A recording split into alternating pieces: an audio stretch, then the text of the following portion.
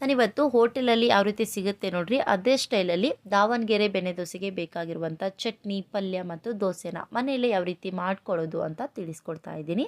ತುಂಬಾ ರುಚಿಯಾಗಿರುತ್ತೆ. ಹಲೋ ವೀಕ್ಷಕರೇ, ಎಲ್ರಿಗೂ ನಮಸ್ಕಾರ. ದೀಪಾ ಈಸಿ ಹೋಮ್ ರೆಸಿಪಿಗೆ ತಮ್ಮೆಲ್ಲರಿಗೂ ಸ್ವಾಗತ. ಬನ್ನಿ ಮಾಡೋದು ಹೇಗೆ ಅಂತ ನೋಡ್ಕೊಳ್ಳೋಣ. ದಾವಣಗೆರೆ ಸ್ಪೆಷಲ್ ಆಗಿ ದೋಸೆ ಮಾಡಲಿಕ್ಕೆ ಅಕ್ಕಿ ಬೇಳೆನ ಎಷ್ಟೆಷ್ಟು ಹಾಕೋಬೇಕು, ಯಾವ್ಯಾವ ಪ್ರಮಾಣದಲ್ಲಿ ಹಾಕೋಬೇಕು ಅಂತ ತೋರಿಸ್ತಾ ಹೋಗ್ತೀನಿ. ಕ್ಲಿಯರಾಗಿ ನೋಡ್ಕೊಳ್ರಿ.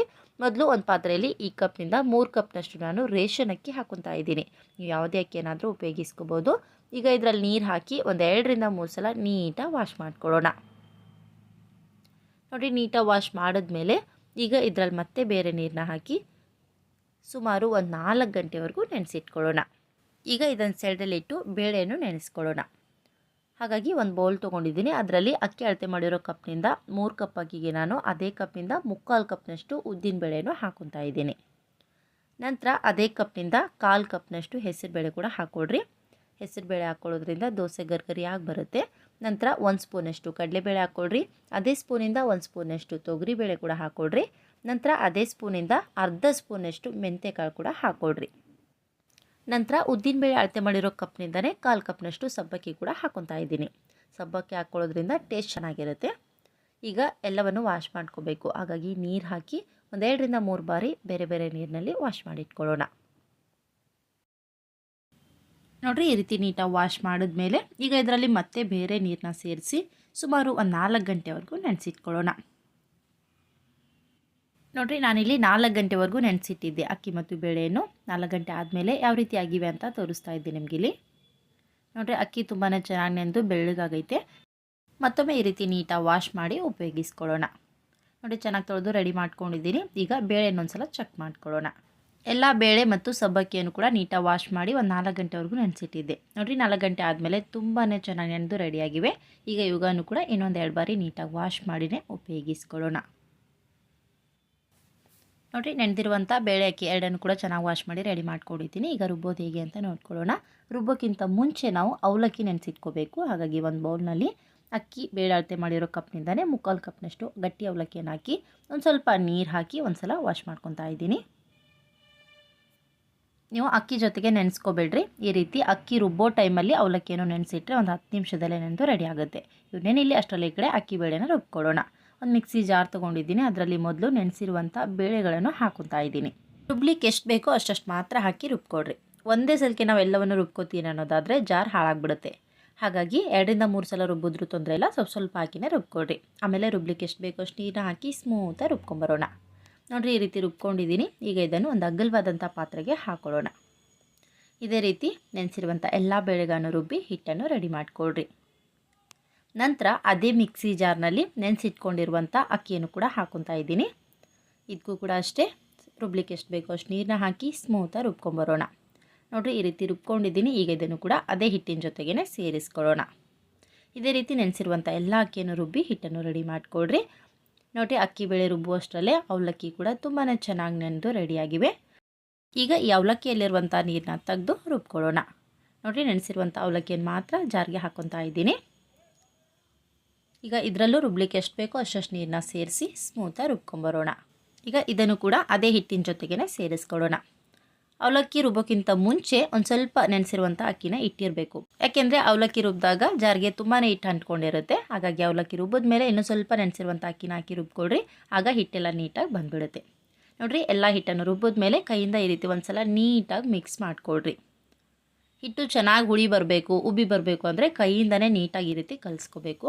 ನೋಡಿರಿ, ಎಲ್ಲವನ್ನು ರುಬ್ಬಿ ಈ ರೀತಿ ರಾತ್ರಿಯಲ್ಲೇ ರೆಡಿ ಮಾಡ್ಕೊಂಡಿದ್ದೀನಿ. ಈಗ ಮೇಲ್ಮುಚ್ಚಿ ಬೆಳಗ್ಗೆವರೆಗೂ ನೆನೆಲಿಕ್ಕೆ ಬಿಡೋಣ. ಬೆಳಿಗ್ಗೆ ಹಿಟ್ಟು ಯಾವ ರೀತಿ ರೆಡಿಯಾಗಿದೆ ಅಂತ ತೋರಿಸ್ತಾ ಇದ್ದೀನಿ ನಿಮಗಿಲ್ಲಿ. ನೋಡಿರಿ, ಹಿಟ್ಟಿಗೆ ನೆನೆಸಿಡುವಾಗ ಉಪ್ಪು ಸೋಡಾ ಯಾವುದೂ ಸೇರಿಸಿರಲಿಲ್ಲ ನಾನು. ಅಂದ್ರೂ ಕೂಡ ಹಿಟ್ಟು ತುಂಬಾ ಚೆನ್ನಾಗಿ ಉಬ್ಬಿ ಬಂದಿದೆ ಅಲ್ವಾ. ಈಗ ಒಂದು ಸಲ ಲೈಟಾಗಿ ಹಾಗೆ ಮಿಕ್ಸ್ ಮಾಡ್ಕೊಳ್ಳೋಣ. ಬೇಸಿಗೆ ಟೈಮಲ್ಲಿ ಹಿಟ್ಟಿಗೆ ನೀವು ಏನೂ ಹಾಕದೇ ಇದ್ದರೂ ಕೂಡ ತುಂಬ ಚೆನ್ನಾಗಿ ಉಬ್ಬಿ ಬರುತ್ತೆ. ಆದರೆ ಚಳಿಗಾಲಕ್ಕೆ ಎಷ್ಟೇ ಹಾಕಿದ್ರೂ ಕೂಡ ಹಿಟ್ಟು ಚೆನ್ನಾಗಿ ಹುಳಿ ಬರಲ್ಲ. ಆಗ ನೀವೇನು ಮಾಡಬೇಕು ಅಂದರೆ ಅಕ್ಕಿ ರುಬ್ಬೋ ಟೈಮಲ್ಲಿ ಸ್ವಲ್ಪ ಬಿಸಿ ಇರುವಂಥ ನೀರನ್ನ ಸೇರಿಸಿ ರುಬ್ಕೊಂಡ್ರೆ ಹಿಟ್ಟು ತಾನಾಗೆ ಉಬ್ಬಿ ಬರುತ್ತೆ.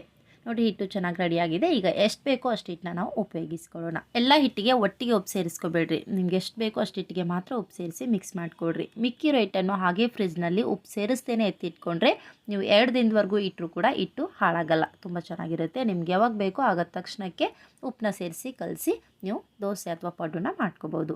ನೋಡಿರಿ ಹಿಟ್ಟು ಚೆನ್ನಾಗಿ ರೆಡಿಯಾಗಿದೆ. ಈಗ ದೋಸೆ ಮಾಡೋದು ಹೇಗೆ ಅಂತ ನೋಡ್ಕೊಳ್ಳೋಣ. ದೋಸೆ ಮಾಡೋಕ್ಕಿಂತ ಮುಂಚೆ ದೋಸೆಗೆ ಬೇಕಾಗಿರುವಂಥ ಪಲ್ಯನ ನಾವು ಯಾವ ರೀತಿ ರೆಡಿ ಮಾಡೋದು ಅಂತ ನೋಡ್ಕೊಳ್ಳೋಣ. ಮೊದಲು ಸ್ಟವ್ನ ಆನ್ ಮಾಡಿ ಒಂದು ಫ್ರೈ ಪ್ಯಾನ್ ಇಟ್ಕೊಂಡಿದ್ದೀನಿ. ಅದರಲ್ಲಿ ಒಂದು ಸ್ವಲ್ಪ ನೀರನ್ನ ಹಾಕಿ ಬಿಸಿ ಮಾಡ್ಲಿಕ್ಕೆ ಇಟ್ಕೊತಾ ಇದ್ದೀನಿ. ನೀರು ಸ್ವಲ್ಪ ಬಿಸಿ ಆಗಲಿ. ನೀರು ಈ ರೀತಿ ಲೈಟಾಗಿ ಬಿಸಿ ಆದಮೇಲೆ ಇದಕ್ಕೆ ಉದ್ದುದ್ದಾಗಿ ಕಟ್ ಮಾಡಿರುವಂಥ 2 ಮೀಡಿಯಮ್ ಸೈಜ್ ಈರುಳ್ಳಿಯನ್ನು ಹಾಕೊತಾ ಇದ್ದೀನಿ. ಬೇಯುವಾಗಲೇ ಇದಕ್ಕೆ ಒಂದು ಸ್ವಲ್ಪ ಉಪ್ಪು ಹಾಕ್ಕೊಳ್ರಿ. ಈಗ ಒಂದು ಸಲ ನೀಟಾಗಿ ಮಿಕ್ಸ್ ಮಾಡಿ ಮೇಲ್ಮುಚ್ಚಿ ಮೀಡಿಯಮ್ ಫ್ಲೇಮ್ನಲ್ಲಿ ಒಂದು 2 ರಿಂದ 3 ನಿಮಿಷ ಬೇಯಲಿಕ್ಕೆ ಬಿಡೋಣ. ತುಂಬ ಹೊತ್ತು ಬೇಯಿಸೋ ಅವಶ್ಯಕತೆ ಏನಿಲ್ಲ, ಒಂದು ಸ್ವಲ್ಪ ಕ್ರಂಚಿ ಆಗೋವರೆಗೂ ಬೇಯಿಸ್ಕೊಂಡ್ರೆ ಸಾಕು. ಇದೇನಪ್ಪ ಇವರು ಈರುಳ್ಳಿನ ಎಣ್ಣೆಲಿ ಫ್ರೈ ಮಾಡೋದು ಬಿಟ್ಟು ನೀರಲ್ಲಿ ಬೇಯಿಸ್ತಾ ಇದ್ದಾರಲ್ವಾ ಅನ್ಬೋದು. ಯಾಕಂದರೆ ಹೋಟೆಲ್ ಸ್ಟೈಲ್ನಲ್ಲಿ ನಿಮಗೆ ದಾವಣಗೆರೆ ಬೆಣ್ಣೆ ದೋಸೆ ಸ್ಪೆಷಲಾಗಿ ಆಲೂಗಡ್ಡೆ ಪಲ್ಯ ಬೇಕು ಅಂದರೆ ಈ ರೀತಿ ಈರುಳ್ಳಿಯನ್ನು ನೀರಿನಲ್ಲಿ ಬೇಯಿಸಿಟ್ಕೊಡ್ರಿ. ನೋಡಿರಿ ಚೆನ್ನಾಗಿ ಬೆಂದು ರೆಡಿಯಾಗಿವೆ. ಈಗ ಸ್ಟವ್ನ ಆಫ್ ಮಾಡಿ ಎಲ್ಲ ನೀರನ್ನ ಸೋಸಿ ರೆಡಿ ಮಾಡ್ಕೊಳ್ಳೋಣ. ಈಗ ಮಿಕ್ಸ್ ಮಾಡೋದು ಹೇಗೆ ಅಂತ ನೋಡ್ಕೊಳ್ಳೋಣ. ಒಂದು ಬೌಲ್ನಲ್ಲಿ ಮುಂಚೆನೇ ಬೇಯಿಸಿ ಸಿಪ್ಪೆ ತೆಗೆದಿರುವಂಥ ಆಲೂಗಡ್ಡೆಯನ್ನು ಈ ರೀತಿ ಕೈಯಿಂದ ಸ್ಮ್ಯಾಶ್ ಮಾಡ್ಕೊತಾ ಇದ್ದೀನಿ. ಆಲೂಗಡ್ಡೆಯನ್ನು ಚೆನ್ನಾಗಿ ಬೇಯಿಸ್ಕೊಂಡ್ರೆ ನೀಟಾಗಿ ಕೈಯಿಂದನೇ ಸ್ಮ್ಯಾಶ್ ಮಾಡ್ಕೋಬೋದು. ಆಲೂಗಡ್ಡೆಯನ್ನು ಈ ರೀತಿ ಸ್ವಲ್ಪ ಮೆತ್ತಗೆ ಬೇಯಿಸ್ಕೊಳ್ರಿ, ಮಿಕ್ಸ್ ಮಾಡಲಿಕ್ಕೆ ಅನುಕೂಲ ಆಗುತ್ತೆ. ನೋಡಿರಿ ಎಲ್ಲವನ್ನು ನೀಟಾಗಿ ಕಲಿಸ್ಕೊಂಡಿದ್ದೀನಿ. ಈಗ ಇದರಲ್ಲಿ ಮುಂಚೆನೇ ಬೇಯಿಸಿ ಎಲ್ಲ ನೀರನ್ನ ಸೋಸಿ ಇಟ್ಕೊಂಡಿರುವಂಥ ಈರುಳ್ಳಿಯನ್ನು ಸೇರಿಸ್ಕೊಳ್ಳೋಣ. ಆಮೇಲೆ ಇದಕ್ಕೆ ರುಚಿಗೆ ಎಷ್ಟು ಬೇಕೋ ಅಷ್ಟು ಉಪ್ಪು ಸೇರಿಸ್ಕೊಳ್ರಿ. ಈಗ ಒಂದ್ಸಲ ಎಲ್ಲವನ್ನು ನೀಟಾಗಿ ಕಲಿಸ್ಕೊಡೋಣ.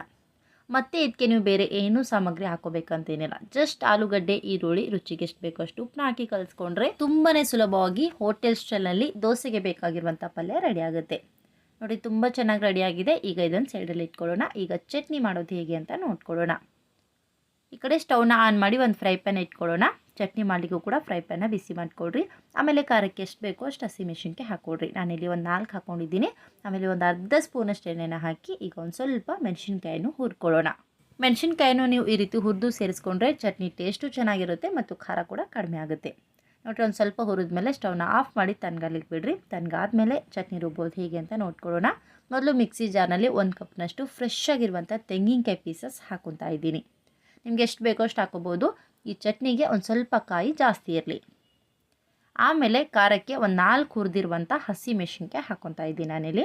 ನಿಮ್ಮ ಖಾರಕ್ಕೆ ಎಷ್ಟು ಬೇಕೋ ಅಷ್ಟು ಹಸಿಮೆಣಸಿನ್ಕಾಯನ್ನು ಹುರಿದು ಹಾಕ್ಕೊಡ್ರಿ. ಆಮೇಲೆ ರುಚಿಗೆ ಎಷ್ಟು ಬೇಕೋ ಅಷ್ಟು ಉಪ್ಪು ಹಾಕ್ಕೊಡ್ರಿ.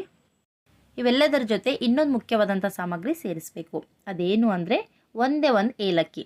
ಈ ರೀತಿ ಸಿಪ್ಪೆ ಸಮೇತ ನಾವು ಏಲಕ್ಕಿನ ಸೇರಿಸ್ಕೊಂಡ್ರೆ ಹೋಟೆಲಲ್ಲಿ ಯಾವ ರೀತಿ ಟೇಸ್ಟ್ ಇರುತ್ತೆ ನೋಡಿರಿ, ಅದೇ ಟೇಸ್ಟಲ್ಲಿ ನಮಗೆ ಚಟ್ನಿ ರೆಡಿ ಆಗುತ್ತೆ. ಆಮೇಲೆ ಒಂದು ಸ್ವಲ್ಪ ಕೊತ್ತಂಬರಿ ಸೊಪ್ಪನ್ನ ಹಾಕಿ ರುಬ್ಲಿಕ್ಕೆ ಎಷ್ಟು ಬೇಕೋ ಅಷ್ಟು ನೀರನ್ನ ಹಾಕಿ ಒಂದು ಸ್ವಲ್ಪ ತರಿಯಾಗಿ ರುಬ್ಕೊಂಬರೋಣ. ಚಟ್ನಿ ಯಾವಾಗಲೂ ತರಿಯಾಗಿಯೇ ಇರಬೇಕು. ತುಂಬ ಸ್ಮೂತ್ ಆದರೆ ಟೇಸ್ಟು ಅಷ್ಟು ಚೆನ್ನಾಗಿರಲ್ಲ. ನೋಡಿರಿ ತುಂಬಾ ಚೆನ್ನಾಗಿ ರೆಡಿಯಾಗಿದೆ. ಈಗ ಇದನ್ನು ಸರ್ವ್ ಮಾಡ್ಕೊಳ್ಳೋಣ.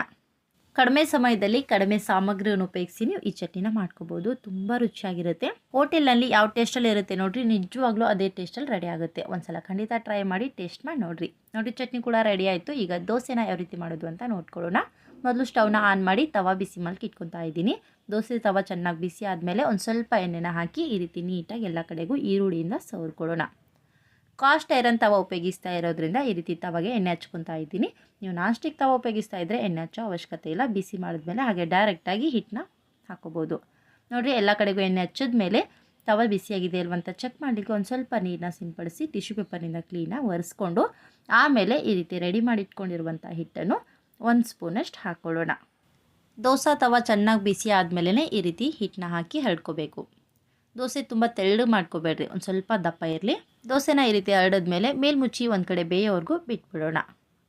ನಾನಿವತ್ತು ಬೆಣ್ಣೆ ದೋಸೆ ಮಾಡ್ತಾ ಇರೋದ್ರಿಂದ ದೋಸೆ ಚೆನ್ನಾಗಿ ಬೆಂದಮೇಲೆ ಈ ರೀತಿ ಮೇಲ್ಗಡೆಯಿಂದ ಬೆಣ್ಣೆ ಹಚ್ಕೊತಾ ಇದ್ದೀನಿ.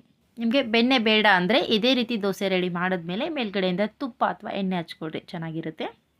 ನೋಡಿರಿ ಈ ರೀತಿ ಬೆಣ್ಣೆನ ಎಲ್ಲ ಕಡೆಗೂ ದೋಸೆ ಮೇಲೆ ಹರಡ್ಕೊತಾ ಇದ್ದೀನಿ. ಬೆಣ್ಣೆ ಹಚ್ಕೊಳ್ಳೋದ್ರಿಂದ ದೋಸೆ ಟೇಸ್ಟು ಚೆನ್ನಾಗಿರುತ್ತೆ ಮತ್ತು ದೋಸೆ ಕೂಡ ತುಂಬ ಚೆನ್ನಾಗಿ ರೆಡಿ ಆಗುತ್ತೆ. ದೋಸೆ ತುಂಬಾ ಚೆನ್ನಾಗಿ ಬೆಂದು ರೆಡಿ ಆದಮೇಲೆ ಈಗ ಇದನ್ನು ತಿರುಗಿಸ್ಕೊಳ್ಳೋಣ. ದೋಸೆನ ಈ ರೀತಿ ತಿರುಗಿಸಿ ಈ ಕಡೆನೂ ಬೇಯಿಸ್ಕೊತಾ ಇದ್ದೀನಿ. ನೀವು ಬೇಕಂದರೆ ಒಂದೇ ಕಡೆಗೂ ಕೂಡ ಬೇಯಿಸ್ಕೋಬೋದು. 2 ಕಡೆಗೂ ಬೇಯಿಸ್ಕೊಂಡ್ರೇ ಟೇಸ್ಟ್ ಚೆನ್ನಾಗಿರುತ್ತೆ. ನೋಡಿರಿ ತುಂಬಾ ಚೆನ್ನಾಗಿ ಒಳ್ಳೆ ಕಲರಲ್ಲಿ ದೋಸೆ ರೆಡಿ ಆಗಿದೆ. ಈಗ ಇದನ್ನು ಸರ್ವ್ ಮಾಡ್ಕೊಳ್ಳೋಣ. ಇದೇ ರೀತಿ ನಿಮ್ಗೆ ಎಷ್ಟು ಬೇಕೋ ಅಷ್ಟು ದೋಸೆನ ರೆಡಿ ಮಾಡಿ ಆದಷ್ಟು ನೀವು ಬಿಸಿ ಬಿಸಿ ಇರುವಾಗಲೇ ಸರ್ವ್ ಮಾಡಿಕೊಡ್ರಿ. ತುಂಬ ರುಚಿಯಾಗಿರುತ್ತೆ. ನಾನಿವತ್ತು ಹೋಟೆಲ್ ಸ್ಟೈಲಲ್ಲಿ ದಾವಣಗೆರೆ ಸ್ಪೆಷಲಾಗಿ ರುಚಿಕರವಾದಂಥ ಬೆಣ್ಣೆ ದೋಸೆ, ಕಾಯಿ ಚಟ್ನಿ ಮತ್ತು ಆಲೂಗಡ್ಡೆ ಪಲ್ಯನ ಯಾವ ರೀತಿ ಮಾಡೋದು ಅಂತ ತೋರಿಸಿದ್ದೀನಿ. ನಿಜವಾಗ್ಲೂ ತುಂಬಾ ರುಚಿಯಾಗಿತ್ತು. ಒಂದು ಸಲ ಎಲ್ಲವನ್ನು ಈ ವಿಧಾನದಲ್ಲಿ ಟ್ರೈ ಮಾಡಿ ನೋಡಿರಿ. ನಿಜವಾಗ್ಲೂ ಹೋಟೆಲಲ್ಲಿ ಯಾವ ಟೇಸ್ಟಲ್ಲಿ ಸಿಗುತ್ತೆ ನೋಡಿರಿ, ಅದೇ ಟೇಸ್ಟಲ್ಲಿ ಮನೆಯಲ್ಲೇ ತುಂಬ ಸುಲಭವಾಗಿ ರೆಡಿ ಆಗುತ್ತೆ.